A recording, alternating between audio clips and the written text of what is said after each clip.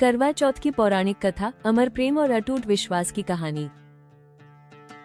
इस साल करवा चौथ 10 अक्टूबर 2025 को मनाया जाएगा।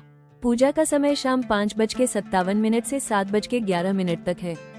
ये व्रत शाम को चंद्र दर्शन और पूजन के बाद ही पूरा होता है। इस दिन महिलाएं सज-धज कर करवा चौथ का व्रत रखती हैं, चांद और फिर अपने पति का चेहरा देखकर व्रत खोलती हैं।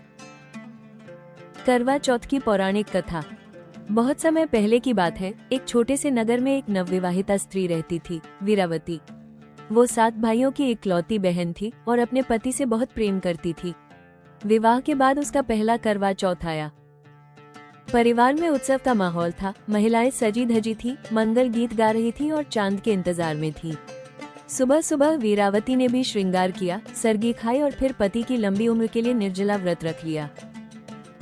लेकिन जैसे जैसे दिन बीतने लगा, तपती धूप और भूख प्यास से उसका चेहरा पीला पड़ गया। भाई ये देख नहीं पाए। वे अपनी बहन की हालत देखकर व्याकुल हो उठे। उन्होंने सोचा, अगर चांद जल्दी निकल आए तो बहन अपना व्रत तोड़ लेगी। इसलिए भाइयों ने पास के पहाड़ पर जाकर आग जलाई और छलनी में से उसे दिखाकर बोले, देखो बहन, चांद निकल आया है। भोली वीरावती ने भाइयों की बात मान ली। उसने तुरंत व्रत तोड़ दिया और जैसे ही पहला निवाला मुंह में डाला, उसे अपने पति के प्राण संकट में दिखाई दिए। उसके पति का स्वास्थ्य अचानक बिगड़ गया, वो बेसुध हो गया। वीरावती समझ गई, यह उसके अधूरे व्रत का परिणाम है। वो रोती हुई अपने पति की प्राण रक्षा के लिए निकली। कई दिनों तक उसने तप किया, देवी की आराधना की। तभी आकाशवाणी हुई, वीरावती, तुम्हारा व्रत अधूरा था, लेकिन तुम्हारा प्रेम सच्चा है। अगले करवा चौथ पर तुम विधिवत व्रत रखो, तुम्हारा पति दीर्घायु होगा।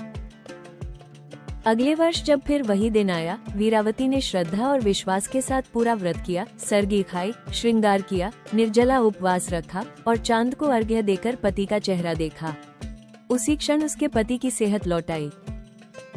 तभी से करवा चौथ का ये पर्व पति की लंबी आयु और वैवाहिक सुख के लिए पूरे भारत में श्रद्धा से मनाया जाने लगा। ओम सोमाय नमः।